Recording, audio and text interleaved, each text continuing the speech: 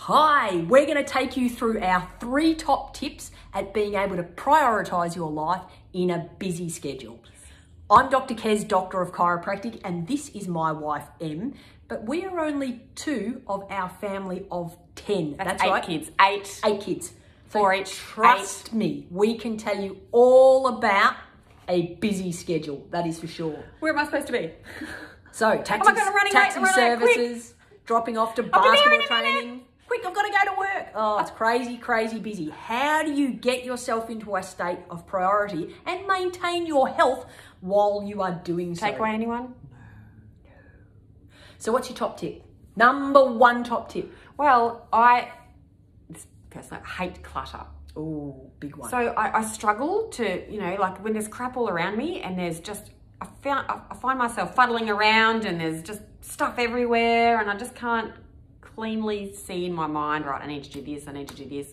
I feel a little bit all over the place. Chaotic in your mind, yes, don't you? They do say that your external environment reflects your internal environment. So, and I've got to tell you, when we've got a messy bench, which is one of Em's pet hates, can I just tell you, it's almost like it gives the kids permission to pile their dump on there. Isn't it incredible? Whereas when the bench has been cleaned, you see the reluctance. They look at the dishwasher. Sometimes they even open it and put their bowl in instead of just adding it to the pile of bowls. It actually works. It really does work. So whether that be clean out your cupboards, your linen cupboard, your walk-in robe, your pantry, to try and get things so that they're in a nice and methodical way. I need this, bang, I know exactly where to go to get it. Got to grab my keys, they're on the hook. The Vegemite on a different shelf. I'm like, have we run out of Vegemite? Oh, like, confusion I can't see it. You just always go to the same place. It just makes a whole lot of sense. So sometimes we go, I'm so busy, Kez, I don't have a time at all, or the inclination, to go through and clean things up. But I think you will find it will make a massive inroads into your ability to stay on schedule with organisation, knowing where everything is, but 2, to be able to make sure that you can start to prioritise your health in that. If you've got a nice, clear and clean environment, you're much more likely to want to do a workout at home or go and take the dogs for a walk because you know exactly where those dog leads are. That is our number 1 tip. Now for number 2. This, in my opinion, is the most important if you want to prioritise a schedule so that you're not in chaos, or if you want to prioritise your health, which I'm hoping you do. It's preparation. Of course. Em is the king or queen or both of prioritising. So how do you manage to maintain your health routine with your gym? Oh, well, I start the night before, actually. That's the key.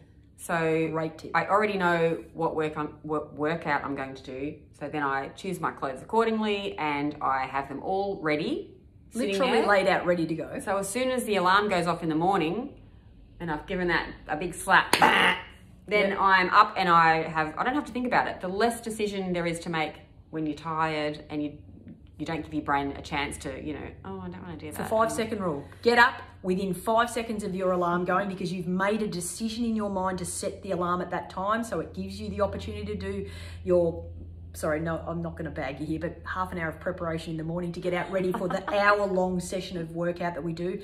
Em knows that she needs to be able to have her protein in between then and then go and walk the dogs for half an hour. That all has to be scheduled. So we work out where we have to be, work for example, and Em works backwards in time to work out what time to set her alarm. It's like, even with the school. It's a non-negotiable. When that alarm goes off, ready by 8:30, gotta go. Take the kids to school, so then I work backwards from there. It's a great preparation. Work out from 6 to 7, walk the dogs till 7:30. And how often when you shower, don't make a decision about what workout you're going to do you start to procrastinate a little bit? Oh, I can't be bothered. Oh, I don't. Do I really which want one to work out do I do? today? By the time you've made a decision, you've really only got the option for a 45-minute workout instead of a 55-minute workout, and it annoys you. And then, it follows on throughout the day. So, you have to prepare to, obviously, you might have to do a Woolies supermarket shop or whatever it may be, and then you've got to think about what you want to cook for the family for dinner, and then you've also got to go, right, child 1 has training here, child 2 needs to be dropped off to their part-time job, child 3, they have training here and here, and there's different venues and all that sort of stuff. So you've just got to, you know, if you write it all down and right, this is where I need to be, this is, you could have a to-do list for the day, this is what I need to do. And we even have days of the week that we choose particular meals that are either easy to heat up independently, because we've literally got a child out the door every other hour, to not be able to have a sit-down meal where they all eat at the same time. And it's a little like a swinging door in our kitchen sometimes, but it does make the job easier. Or when we're working late, a quick and easy meal, if you've prepared it in advance, means that you can maintain that healthy nutrition for your kids and for your family without going, geez, I've just finished work at 7 o'clock, I'm going to have to go and get takeaway. So this is really key. Preparation is key. The same as when you're feeling hungry throughout the day, having some carrots cut up in the fridge or some cucumber or some healthy dip is a great way to make sure that you grab for a healthy snack rather than grabbing for some a sugary bar treat of some sort that's not great for you. So really key. Preparation is 100% the key, in my opinion. Yep. Don't leave things to the last minute. That's where you'll falter. And I've been there a lot. Get to that end of the day, oh, I have no idea what I'm doing for dinner, and the stress levels go through the roof, don't they? It's about prioritising what needs to happen today, and can that actually wait until tomorrow? That thing that I needed to, do I have to go and get that thing from the shops today? Probably not. That could wait. Because if we go, it means we're setting everybody back half an hour. Then, you know, dinner will be an extra half an hour, and we're all going to be like, oh.